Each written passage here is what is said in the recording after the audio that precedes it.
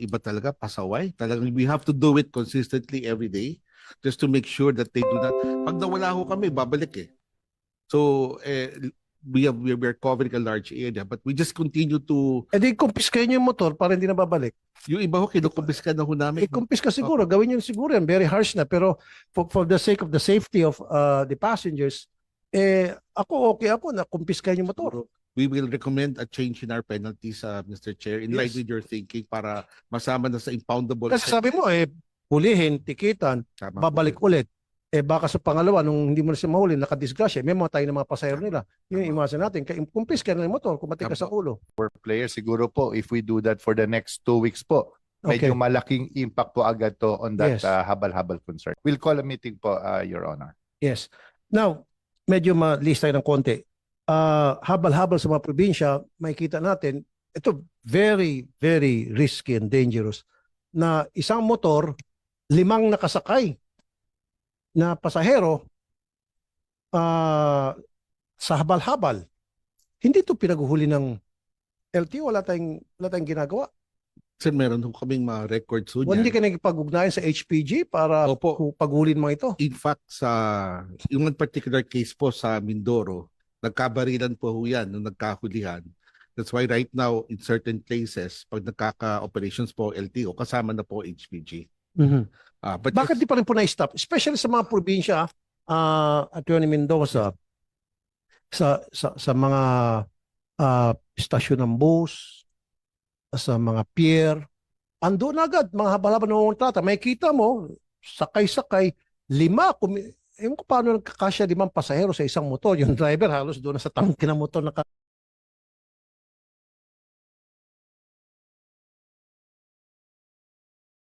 sakay. Very dangerous yan.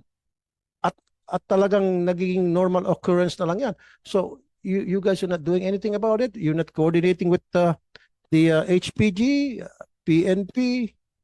di po, in fact, this Christmas season, dun sa efforts ng DOTR, LTFRB, no, marami po tayong Nahuli? na-apprehend po dyan. In fact, we broadcast our apprehension, talagang umakyat yung aming apprehension rate. No? Pero, Mr. Chair, I would admit, talagang iba talaga, pasaway. Talagang we have to do it consistently every day just to make sure that they do not. Pag nawala ho kami, babalik eh. So, we're covering a large area, but we just continue to. E di kumpiskahin niyo yung motor para hindi na babalik. Yung iba ho, kinukumpiska na ho namin. Kumpiska siguro, gawin niyo siguro yan. Very harsh na. Pero for the sake of the safety of the passengers, okay ako na kumpiskahin yung motor. We will recommend a change in our penalties, Mr. Chair, in line Yes. with your thinking para masama na sa impoundable. Kasi sabi mo, hulihin, tikitan, Tama babalik po. ulit. Baka sa pangalawa, nung hindi mo na siya mahuli, nakadisgrasya, may mga tayo ng mga pasahero nila. Yun yung iwasan natin. Kumpiska na yung motor, kumatik ka sa ulo. We'll modify our impoundable offenses. Isasama na ho namin yan, Mr. Chair. Siguro po, sa mga bus station, sa mga probinsya at sa mga pier, ang dami po niyan. Hilera-hilera po yan. Yung 4-5 pasahero, which is really very dangerous. So, I hope you can put a stop to it and coordinate with HPG. Meron kayong flying squad pa, di ba? Meron pa bang flying Opo, squad? meron po tayong flying squad in all regions. Sir. And then traffic management group ng mga LGU. I don't know, baka yung mga traffic management ng LGU, baka pasok din doon sa habal-habal na yan. So how do we address that issue, Attorney Mendoza? I think Kung your halimbawa, yung traffic management ng LGU na hindi cooperative at hindi nang huli. So how do you I think your suggestion, Mr. Chair, of making it an impoundable offense will be a strong deterrent for others not to continue on this illegal practice. Hindi po natin ginagawa yan because it's not classified as an impoundable offense. Pero pag impoundable na po yan at masampulan na po natin, I think it will be a strong deterrent. So meron ho ba kayong MOA sa mga taga-HPG at saka yung traffic management group ng ating PNP? Meron ho kaming MOA with the PNP, with the HPG, Mr. Chair. Okay, meron. Meron po. Thank you. I'd like to acknowledge the presence of Senator Grace po. Good afternoon. Good afternoon. Hi, good morning pa pala. Grace. Okay, so do something about it na para hindi na tayo makakita. Yes, Mr. Chair. Eyesore at the same time na may mga bata pa kung minsan, Yes, 4 Mr. Chair. na pasahero kasama isang bata. Di ba? Very dangerous yan. Konting swerving lang yan. tataob yung motor. At Yes. marami na ata mga na-discuss at namatay. Yes, Mr. Chair, we'll do that.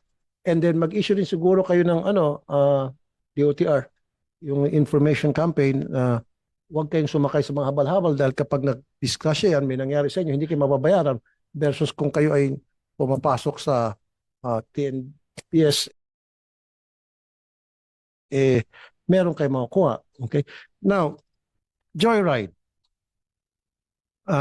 Kumukolekta kayo ng 600 pesos annually sa lahat ng riders for the insurance na pinagmamalaki nila na 1 million ang coverage pero si rider ang nag-shoulder. One. Number two, yung tip ng customer supposed to be sa driver na lang ay may kaltas din sila na 20%, pati tip ka. Damn. Di makatao ang ginagawa nila. Bakit sila move it at angkas wala na sa rider lahat nila kinukuha, meaning Joyride? This should be addressed and stop. ASAP, please hide my name, of course. Okay. Okay. So Joyride, ano masasabi niyo po, sir? Good morning, Mr. Chair. Mm. With regards to that po, Mr. Chair, we'll look into that. But there are reports that we have been receiving regarding that, but we'll look into that. Well, then dapat refund. Then there's a violation. LTFRB, anong reaction niyo po? That's a clear violation. Hindi po yan kasama sa terms of reference ng accreditation nila. Mm. So definitely may hearing po tayo next week. Pagpapaliwanagin ko po kayo bakit po nangyayari po ito. Asahan po ninyo yan na kayong unang-una ko pong tatawagin. Siguro po, Joyride, kung gano'n, illegal po yung pagcha-charge nyo sa kanila for the insurance. And pati yung tip ay kinakaltasan nyo, ibalik nyo. I need a refund. They need to be refunded, these riders. Mr. Chair, actually sa service industry, meron na tayong batas na hindi pwedeng bawasan yung tip. Hmm. So doon pa lang po, I hope this extends also to other services, particularly in transportation.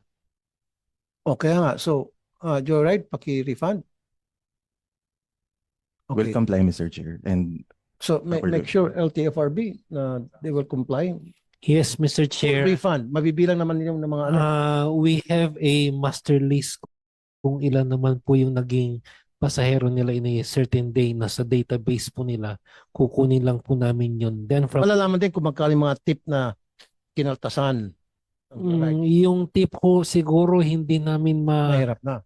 mahihirapan po kaming malaman doon, but we will do it randomly sa mga naging pasahero. Magtatawag po kami, sir, by random. Siguro po, come up with a system na, okay, kung hindi na ma-monitor, at least merong makukuha base na lamang sa yung regular na pasahero na kukuha ng isang rider at yung regular na tip na kukuha nila sa bawat pasahero, gagawa lang kayo ng formula doon and ito yung amount na possible na pwedeng mai-refund.